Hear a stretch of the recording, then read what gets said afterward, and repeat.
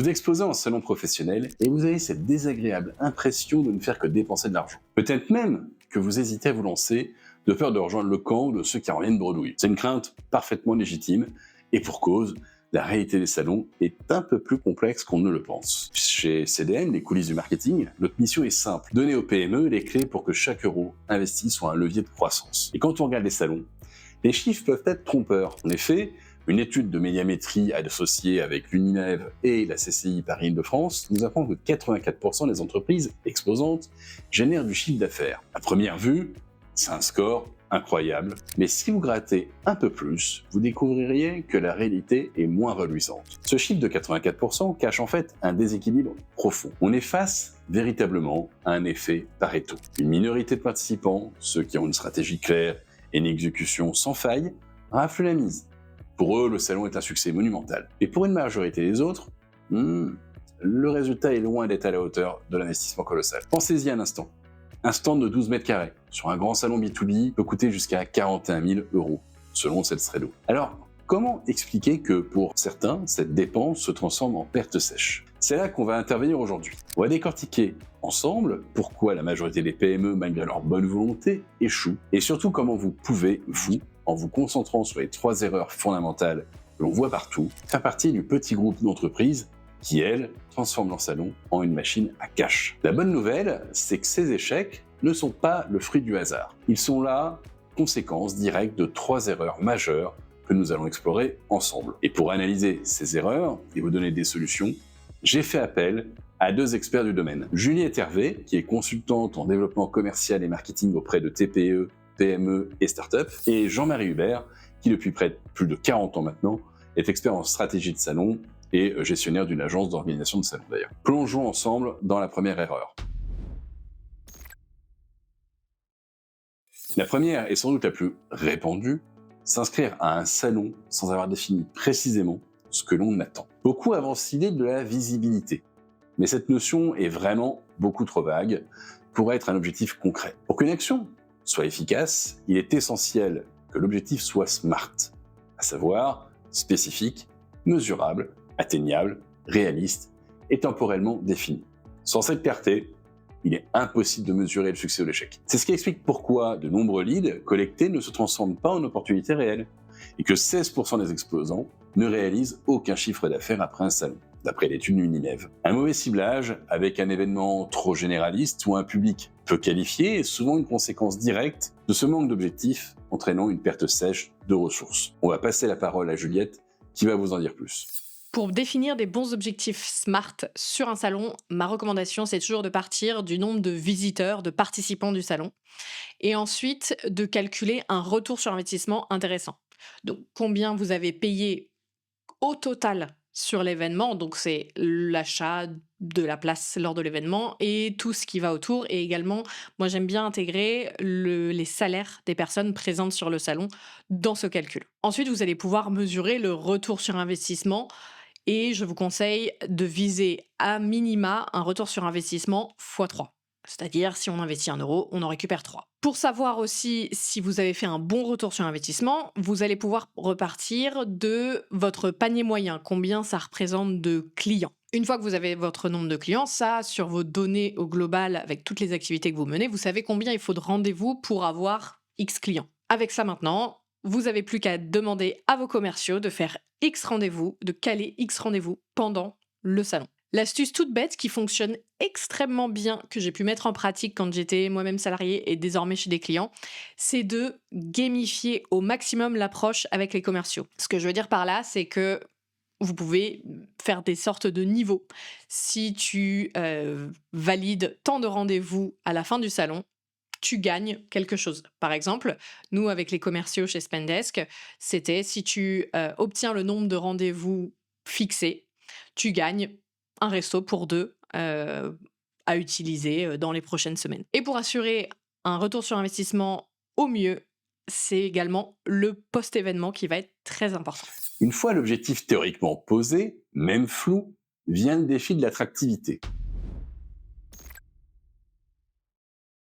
Votre stand est une vitrine éphémère. Si son message n'est pas clair et percutant, en quelques secondes, le visiteur passe son chemin. Il ne s'agit pas seulement d'esthétique, mais de la capacité de vos stands à communiquer instantanément votre proposition de valeur et de susciter l'intérêt de votre cible. Un contact sur un salon coûte en moyenne entre 150 et 400 euros selon cette Sredo. Si votre stand ne vous permet pas de générer ces contacts qualifiés, c'est une perte sèche. Et attention, il ne s'agit pas juste du design. Souvent, les PME sous-estiment la mobilisation des ressources humaines compétentes, formées, à l'accueil et à la prospection. Ce qui est un défi majeur pour une petite équipe, j'en ai bien conscience. Et un personnel non préparé ou insuffisamment est aussi une cause majeure de stand inefficace. Pensez aussi au risque d'ingérence. Un stand mal préhensé et une équipe non vigilante peut exposer vos innovations aux données sensibles. Je vais passer la parole à Jean-Marie, qui va vous en dire beaucoup plus. Je vais commencer cette démonstration par toujours la même litanie. Quels sont vos objectifs? Il faut avant toute chose connaître vos objectifs. Vous faites un salon donc vous allez choisir un stand pour remplir quel objectif. Une fois que cet objectif est fixé, après je vais pouvoir vous guider. Donc on va commencer par le plan de salon. Sur un plan de salon qu'on va vous proposer pour choisir un stand, vous allez voir qu'il y a des allées plus ou moins larges. Évidemment, les allées les plus larges, c'est les allées dans lesquelles il y aura le plus de flux, entrant et sortant. Les allées les plus étroites, c'est celles où il y en aura le moins. Oui, mais peut-être verrez-vous dans un coin du salon que sont regroupés tous les gens qui font exactement le même métier que vous, qui présentent le même type de produit, qui présentent, on va dire, le même type de service aussi. Donc évidemment, s'il y a un regroupement, s'il y a une zone particulière qui concerne plus particulièrement votre métier, c'est évidemment dans cette zone qu'il faudra se mettre, parce que effectivement, c'est là que le flux des visiteurs intéressés par ce type de nomenclature viendra circuler. Deuxième chose, le stand en lui-même. Admettons que vous preniez un petit stand. Le petit stand, c'est 3 par 3, c'est-à-dire 9 mètres carrés. Si vous le prenez dans une longue lignée de stands, vous imaginez bien que le visiteur qui ne vous connaît pas, qui ne vous cherche donc pas, qu'il faut qu'il vous trouve, risque de passer devant, la vitesse à laquelle la vitesse de translation d'un visiteur peut passer dans votre stand sans le voir. Donc, première chose, première recommandation, prenez un stand d'angle. Un stand d'angle, vous êtes en proue sur le flux des visiteurs et donc vous avez plus de chances d'être vu. Et en plus de ça, comme il est en angle, il est sur 2 allées, donc vous multipliez par 2 le nombre de chances d'accrocher le visiteur. Après, il y a la surface. Quelle superficie? C'est simple. Si vous avez juste un nouveau produit à présenter et que ce produit n'est pas extrêmement volumineux, vous avez intérêt à être en angle de 2 allées et de mettre ce produit qui va attirer le visiteur au bord de l'allée, évidemment pas au fond du stand. Ça me paraît clair. En dehors de ça, effectivement, toutes les choses qui pourront valoriser ce que vous cherchez à montrer sera un plus. Alors, le stand qui performe, c'est un stand déjà qui est pimpant et lumineux. Alors, lumineux, c'est clair, c'est-à-dire que le visiteur qui descend une allée de salon et qui voit un stand plus lumineux, c'est un espèce de réflexe conditionné, il va regarder le point le plus lumineux. Et donc, c'est sur le vôtre que ça va tomber. Et effectivement, évitez à ce moment-là, si vous avez un seul produit à présenter, d'encombrer le stand de plein d'autres choses. Il faut que le focus principal soit sur votre nouveau produit. Alors évidemment, il faut laisser un petit peu de place pour converser. Le truc, moi, que je propose, si vous prenez un 9 mètres carrés, bon, vous n'avez pas le droit d'exposer dans les allées, puisque les allées sont faites pour que les visiteurs puissent circuler. Mais en revanche, un visiteur vient, n'encombrez pas votre stand avec lui, sortez sur l'allée, vous avez le droit de stationner sur l'allée, mettez-vous devant votre stand pour discuter. Alors en dehors de ça, effectivement, ce premier exemple étant pris, je ne vais pas pouvoir décrire tous les exemples. Mais évidemment, si vous avez un grand nombre de produits, il faut un stand plus grand. C'est à l'évidence. Un grand nombre de produits, grande surface d'exposition, et là effectivement aussi peut-être de la surface pour faire un petit peu d'affichage, éventuellement un écran qui va vous permettre sur une courte vidéo de montrer les bénéfices de l'utilisation de ce produit ou de ce service. Donc voici pour le stand les premiers réflexes. Alors évidemment, en dehors de ça, il faut que le stand soit attrayant. Alors qu'est-ce que c'est qu'un stand attrayant? C'est un stand tout simplement agréable à regarder. Donc là, il n'y a pas des théories extrêmement compliquées. Est-ce que votre stand est agréable à regarder? Et surtout, est-ce que sur votre stand, tout ce qui attire l'attention, c'est des choses absolument importantes pour votre marque, pour votre image de marque. Alors, il y a toujours une anecdote que j'adore, qui est ceux qui mettent, vous voyez ce que c'est qu'un perroquet? Un perroquet, c'est un porte-manteau. Des gens qui mettent un porte-manteau pour pouvoir accrocher leur manteau sur le stand. Il faut réfléchir 2 minutes.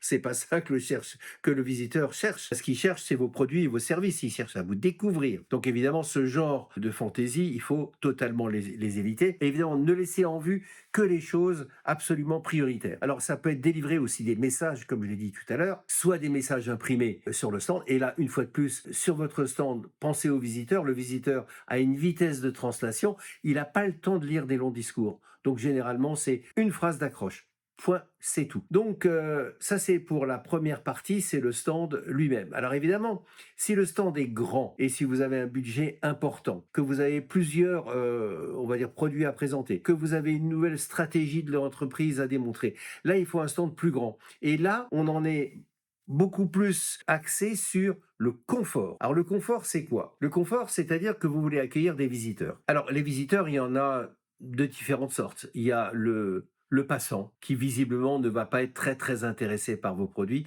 Celui-ci, laissez-le filer. Ne le faites pas rentrer sur votre stand, il va occuper de la place et il va occuper surtout votre temps. En revanche, vous repérez quelqu'un qui s'intéresse vraiment à vos produits, celui-ci, il faut le faire monter sur le stand. Une fois que on va dire le visiteur est chez vous, une partie de la partie est déjà gagnée. Donc pour cela, il faut pouvoir l'accueillir. Si le stand est suffisamment grand, je préconise toujours 2 types d'accueil. Un accueil, on va dire plus ou moins rapide mais convivial, qui peut être un manche debout et des tabourets hauts. Et sur un tabouret haut, un visiteur ne restera jamais très très longtemps. En revanche, vous êtes tombé sur la pépite, le gros client. Alors celui-ci, on l'entraîne dans le fond du stand, on le fait asseoir sur un canapé ou dans un fauteuil, on lui sert un café ou une boisson, et voilà, il est fixé. Et là, vous avez la première chance de transformer. Transformer quoi? Transformer un prospect, un visiteur, en client. Dans une deuxième partie, après, je vous parlerai de l'attitude sur le stand. À tout à l'heure. Super. Vous avez su attirer, engager et collecter les contacts. Très bien. C'est déjà une réussite partielle. Mais le travail ne s'arrête pas là. Bien au contraire. L'étude médiamétrie, une MEV, est formelle. 81% du chiffre d'affaires lié à un salon professionnel est réalisé après la manifestation. Cela signifie que l'absence de suivi post-salon est une cause majeure d'échec, transformant des opportunités en occasions manquées. C'est là que la majorité des PME perdent le fil, car beaucoup de leads collectés ne se transforment pas en opportunités réelles, faute d'une relance structurée. Souvenez-vous, le véritable retour sur investissement d'un salon peut se déployer sur 3 à 6 mois, voire 8 mois après l'événement. Ce n'est pas immédiat. Je vais repasser la parole à Juliette qui va vous en dire quelques mots. Pour maximiser également le plan d'action et le retour sur investissement des événements, ce qui est très important, c'est la suite, le post-event. Une astuce toute simple, c'est aussi de venir sur l'événement avec une tablette sur laquelle vous aurez mis un formulaire directement relié à votre CRM, ce qui vous permettra d'être extrêmement réactif dans le traitement des contacts obtenus. Second élément extrêmement important, c'est la réactivité. Vos commerciaux doivent recontacter les contacts dans les 48 heures grand max et ma recommandation, c'est même dans les 24 heures. On voit beaucoup de monde quand on participe à un salon, à un événement. Vous n'êtes malheureusement pas peut-être mémorable et il faut donc être extrêmement réactif pour que la personne se souvienne de l'échange que vous avez eu. Ce qui va faire toute la différence aussi sur le suivi post-événement et votre réactivité, c'est d'avoir réfléchi en amont de l'événement à la cadence, à la séquence de nurturing que vous allez mettre en place post-événement. Dans cette cadence, dans cette séquence, vous allez voir et définir à quel moment est-ce que les commerciaux sont en contact avec la personne ou quand est-ce que c'est le marketing qui envoie des ressources au contact. Évidemment, la différence va également se faire sur le suivi des données obtenues, le suivi sur l'ensemble du cycle de vente. À partir du moment où l'événement est fini, commence cette routine hebdomadaire, mensuelle et trimestrielle de suivi des conversions des contacts obtenus pendant l'événement. Et j'insiste sur le point, c'est vraiment regarder l'ensemble du cycle de vente. Ce que je veux dire par là, c'est que vous allez récupérer des contacts dont vous aurez quelques informations, mais pas beaucoup. L'idée, c'est vraiment de suivre tel événement aura ramené combien de nouveaux contacts, d'opportunités, de clients et donc de chiffre d'affaires. C'est ça qui, in fine, va vous permettre d'identifier si cet événement, à l'avenir, est nécessaire pour la croissance de votre entreprise.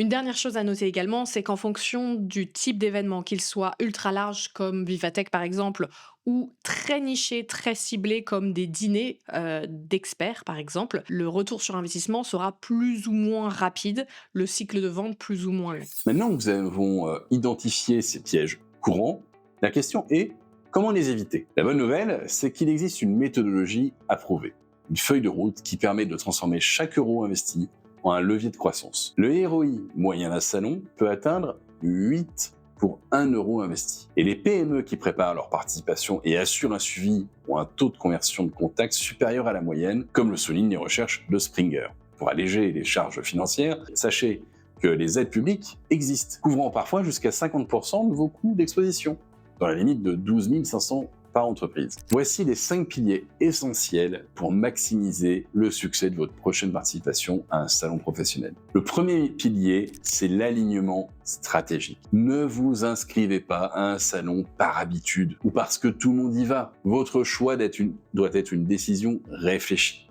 basée sur une question simple. Mon client idéal sera-t-il présent et réceptif à mon offre? Cela implique une recherche approfondie des profils de visiteurs, du positionnement du salon et de son adéquation avec vos propres objectifs commerciaux. N'oubliez pas que 57% du chiffre d'affaires généré par les salons proviennent de Paris-Île-de-France, ce qui peut influencer votre choix selon votre cible. Mais un événement de niche, même plus petit, peut souvent offrir de bien meilleures opportunités si l'audience y est ultra qualifiée pour votre offre. C'est aussi une plateforme incroyable pour la veille techno et l'accès à l'innovation agissant comme un bras R&D externe pour votre PME. Là-dessus, je vais laisser d'ailleurs Jean-Marie vous donner un peu plus d'infos. Comment choisir un salon?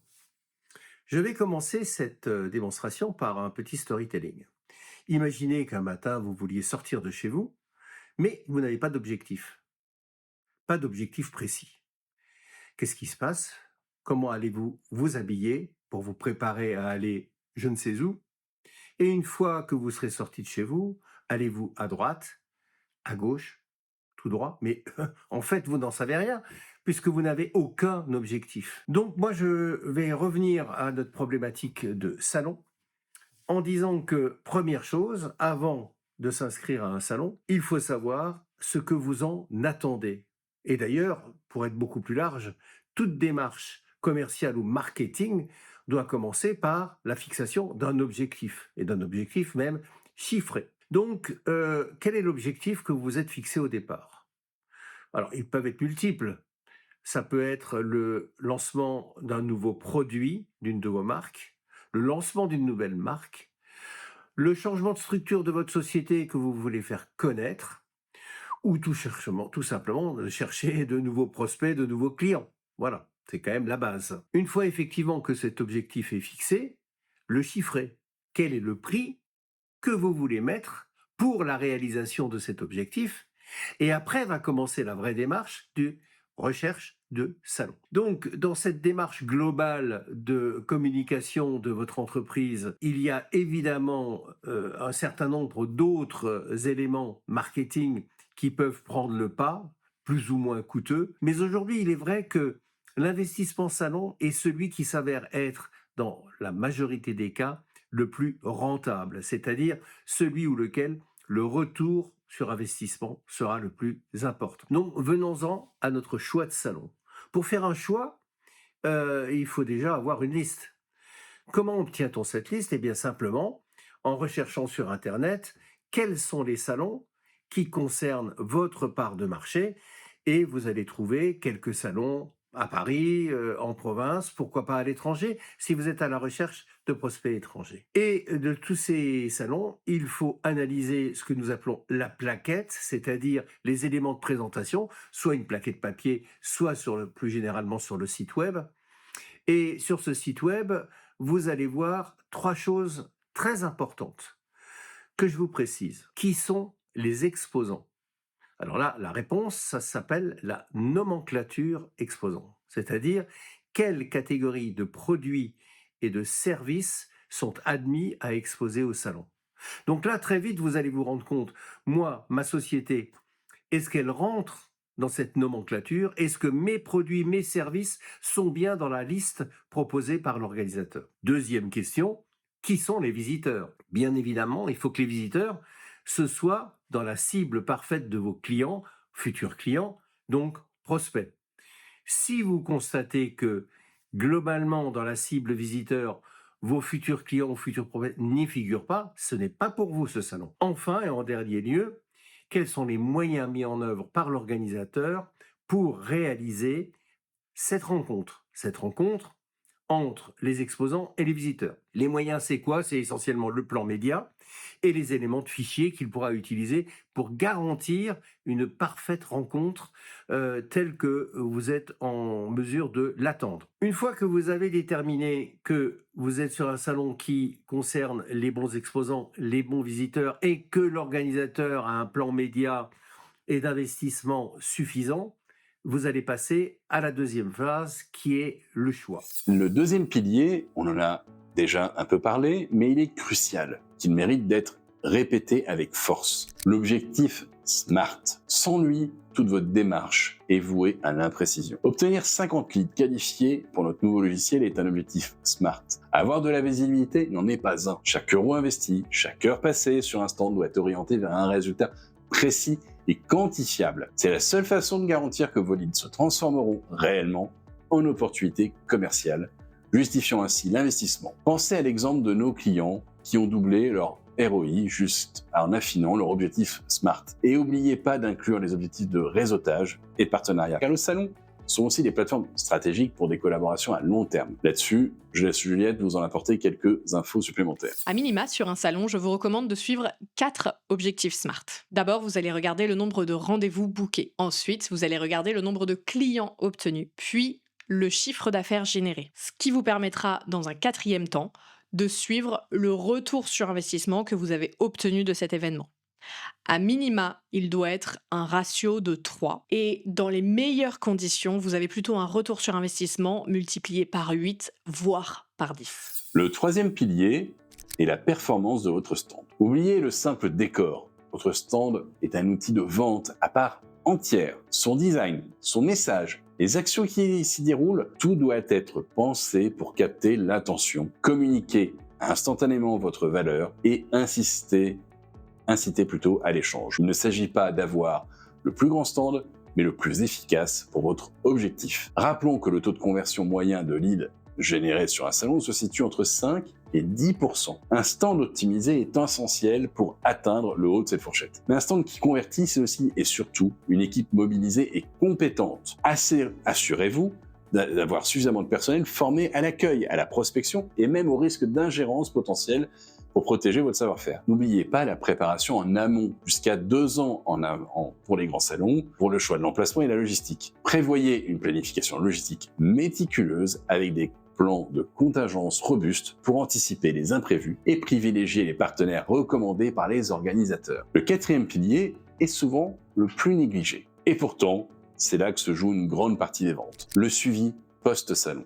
Vous devez le préparer avant même d'arriver sur l'événement. Qui contacte quoi? Quand? Avec quel message? Quel outil utiliserez-vous pour organiser et relancer vos leads? L'efficacité de votre relance déterminera la rentabilité de votre investissement. C'est un point crucial, car 81% du chiffre d'affaires est généré après la manifestation. Un chiffre que vous ne pouvez pas ignorer. N'oubliez pas, sans un plan de relance solide, même les meilleurs leads resteront de simples noms sur une liste. Mettez en place du nurturing systématique des prospects et n'hésitez pas à utiliser des outils de CRM, même simples, pour catégoriser et suivre vos contacts efficacement. Là-dessus, je passe la parole à Juliette. Pour maximiser votre retour sur investissement sur les salons, il y a toute une cadence et un process à mettre en place post-événement. Tout d'abord, avant l'événement, il y a plusieurs éléments à prendre en considération. Dans un premier temps, vous allez regarder dans votre CRM si vous avez bien tous les champs nécessaires sur vos contacts pour bien les suivre après l'événement. Ce qui vous permettra d'identifier aussi des points de scoring. Ensuite, vous allez aussi pouvoir créer un formulaire directement relié à votre CRM avec les champs que vous avez créés ou identifiés. Et mon conseil, c'est de le mettre directement sur une tablette. Comme ça, vous l'avez directement avec vous pendant l'événement et en même temps que vous discutez avec un contact, vous pouvez remplir le formulaire. 3e élément à préparer en amont de l'événement pour maximiser votre réactivité post-événement, c'est une cadence, une séquence. Je vous conseille qu'elle soit all-bound. All-bound, ça veut dire un mix d'inbound, de marketing, et d'outbound, de contacts commerciaux. Donc vous allez voir à quel moment le commercial va recontacter le client, puis le marketing va pouvoir envoyer une ressource premium, etc., etc. Construisez ça bien en amont et réfléchissez à quelles sont les différentes étapes. Prenez ce qui fonctionne déjà chez vous et adaptez-le, personnalisez-le au maximum en fonction de l'événement auquel vous participez. Ensuite, post-événement, ce que vous allez mettre en place, c'est une routine de suivi hebdomadaire. De votre côté, en individuel, vous regardez toutes les semaines quels sont les résultats, vous recherchez dans le CRM quelles ont été les statistiques de cet événement. Dans un second temps, vous allez aussi regarder cette fois en collaboration avec les commerciaux, vous devez avoir une routine de suivi plutôt mensuelle cette fois pour voir. Ça peut être assez long en fait d'avoir des résultats sur un événement, donc il est important de regarder une fois tous les mois. Finalement, tel événement nous aura peut-être mis 6 mois à avoir un réel retour sur investissement, ce qui fait que ça reste un bon événement, même si on n'a pas eu des résultats tout de suite très concrets. J'en parlais, mais la réactivité, c'est vraiment ce qui va faire la différence dans le traitement de vos contacts et dans les conversions que vous allez pouvoir faire, dans le chiffre d'affaires que vous allez générer sur les salons, sur les événements. Il va falloir être très réactif, préparé. Pour ça également, ce qui va faire toute la différence et que beaucoup d'équipes marketing oublient complètement de faire, c'est la documentation. Ça va être important de préparer ce qu'on appelle un post-mortem après chaque nouvel événement que vous allez organiser ou auquel vous allez participer. Dans ce document, ce post-mortem, vous allez lister toutes les choses qui se sont bien passées, les choses qui se sont moins bien passées, qui a participé, quels étaient les objectifs, quels ont été les résultats. Toute cette documentation va vraiment pouvoir vous aider déjà à poser ce que vous avez dans votre tête et à poser à l'écrit toutes les informations et à l'avenir vous aider à choisir si vous refaites cet événement ou si ce n'était finalement pas un énorme retour sur investissement et pas un très bon investissement au global. Enfin, le cinquième et dernier pilier, la mesure et l'analyse. Un salon ne se termine pas à la fermeture des portes. Non, c'est à ce moment précis que commence le débriefing. Calculer le retour sur investissement, combien a coûté le salon, combien de ventes directes ou indirectes en ont découlé, qu'est-ce qui a bien fait fonctionner, qu'est-ce qui doit être amélioré pour la prochaine fois. Chaque salon doit être une leçon apprise. Pour rappel, pour rentabiliser un salon parisien, il faut générer au moins 75 000 € de chiffre d'affaires, selon Sales Trello, ce qui souligne l'importance de ce suivi rigoureux. C'est cette analyse post-événement qui vous permettra d'affiner vos stratégies, de ne plus jeter votre argent par les fenêtres et de maximiser vos futurs succès. Mais attention, incluez bien les coûts cachés, temps passé, en amont, indisponibilité du personnel, mobilisation des fonctions support, pour avoir un calcul de ROI précis et de ne pas sous-estimer votre investissement réel. Jean-Marie, c'est à vous. Everything is attitude.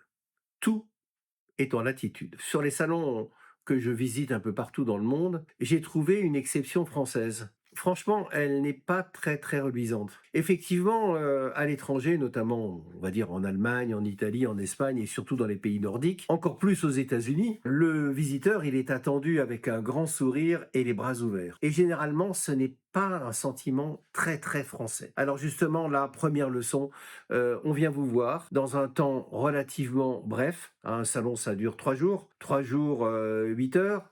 24 heures, ces 24 heures, il faut les rentabiliser et il faut donner envie aux visiteurs de venir vous voir. Tout à l'heure, je vous ai parlé du côté attrayant du stand, mais le plus attrayant, ça doit être vous. C'est-à-dire, il faut que le visiteur vous sente disponible, souriant, accueillant. Alors, ce qu'on voit beaucoup trop souvent sur les stands, et notamment, désolé de le dire, mais une fois de plus en France, c'est de voir que des exposants sont sur leur stand et téléphonent. Une fois de plus, 3 jours, 8 heures, 24 heures, si vous gâchez du temps à passer des coups de fil ou à vous occuper à toute autre occupation plutôt que d'être disponible pour le client, vous allez tailler sérieusement dans votre retour sur investissement. Donc vos coups de fil, vous les passez le matin et le soir, ou alors des coups de fil d'urgence évidemment. Et si vous avez un coup de fil à passer, il faut qu'un collègue prenne votre place sur votre stand. Il ne faut pas qu'il y ait une minute de perdu. Chaque minute coûte, parce qu'un stand coûte cher, je l'ai déjà dit. Et donc chaque minute compte. Donc il faut être disponible, accueillant, souriant, de bonne humeur, et il faut donner l'impression au visiteur qu'il est tout à fait le bienvenu. Alors tout ceci, ça se prépare. Évidemment, les équipes se préparent. Une équipe performante, c'est une équipe qui est préparé. Donc avant le salon, faites des réunions en interne et dites voilà les cas de figure, qui on attend, quels sont nos objectifs. Évidemment, ça je l'ai déjà dit plusieurs fois. Et après, ça va être de dire quel discours pour quel visiteur. Comment on est conduit rapidement un visiteur qui n'offre aucun intérêt et comment on se consacre le plus possible à un visiteur qui offre un intérêt patent. Donc là, effectivement, c'est une question de training. Soyez prêts dans vos discours, c'est-à-dire qu'il faut que vous ayez chacun vos storytelling qui vous fixent déjà à l'avance ce que vous avez à dire, une fois de plus, dans un objectif d'aller au but le plus rapidement possible. Donc après, pour les choses effectivement les plus évidentes, mais que je préfère rappeler, parce qu'effectivement, là aussi, il y a une espèce de mal français, à l'heure de l'ouverture du salon, si un salon ouvre un lundi à 10h, à 10h, votre stand doit être prêt et vous et vos équipes doivent être prêts. C'est terrible d'arriver sur des stands qui sont encore en cours de montage le jour de l'arrivée. Chaque minute compte, une fois de plus, je ne le dirai jamais assez. Donc soyez prêts à l'heure. À l'heure des repas, ne partez pas tous en même temps. Bon, ça me paraît évident. Et surtout, évitez de déjeuner sur le stand. Ce n'est pas le spectacle que vous voulez donner, ce n'est pas l'image de votre société, de vous et vos collaborateurs en train de déjeuner. Dans le but aussi de gagner du temps, ce qu'il faudra faire, c'est toute la journée, si une journée peut être longue, de prévoir des roulements entre vous pour qu'il y ait toujours quelqu'un de vigilant. Comme sur un bateau en pleine navigation, il y a quelqu'un effectivement qui s'occupe du bord et il y a quelqu'un qui est en vigie. C'est-à-dire, il faut qu'il y ait toujours quelqu'un qui soit attentif à ce qui se passe dans les allées, d'essayer de voir s'il n'y a pas quelque chose à capter. Évidemment, l'équipe doit être disponible toute la journée et évidemment, on ne remballe pas avant l'heure de fermeture parce que peut-être le client le plus important va arriver 5 minutes avant la fin. Et si vous avez déjà remballé, vous avez donné une image détestable de votre société et de votre présentation. Donc voilà pour l'essentiel pour les équipes. Les équipes, allez, avec le sourire, c'est avec du sourire qu'on accueille et surtout avec du dynamisme. Il faut donner envie parce qu'effectivement, quelqu'un qui vient acheter votre produit ou vos services, il a envie de voir quelque chose, une représentation dynamique de votre société. Voilà, c'est tout pour aujourd'hui. Merci beaucoup, à bientôt. En résumé, la participation à un salon professionnel n'est pas une simple opération de communication. C'est un investissement commercial, stratégique, et comme tout investissement, il demande une préparation rigoureuse, une exécution méthodique et un suivi implacable pour générer un réel retour. C'est en adoptant cette approche professionnelle que vous passerez de la frustration à la réussite concrète sur les salons. Rappelez-vous aussi les aides publiques pour alléger votre budget et la nécessité de protéger bien sûr vos informations dans un environnement concurrentiel tel qu'un salon. Surtout, intégrez votre participation dans un salon avec votre stratégie marketing globale pour une efficacité maximale. Ces stratégies, elles ont fait leurs preuves. Mais qu'en est-il de votre expérience? J'attends de vous un petit peu un retour en commentaire. Et avez-vous déjà mis en place certains de ces piliers? Ou au contraire, avez-vous commis certaines de ces erreurs? On est tous curieux de pouvoir le découvrir. Votre expérience peut inspirer d'autres PME. Et si cette analyse vous a été utile, n'oubliez pas de mettre un pouce bleu, de vous abonner à la chaîne et, nouvelle petite fonction, booster la chaîne via le petit swipe sur votre téléphone pour accéder au boost. À très bientôt pour une nouvelle vidéo.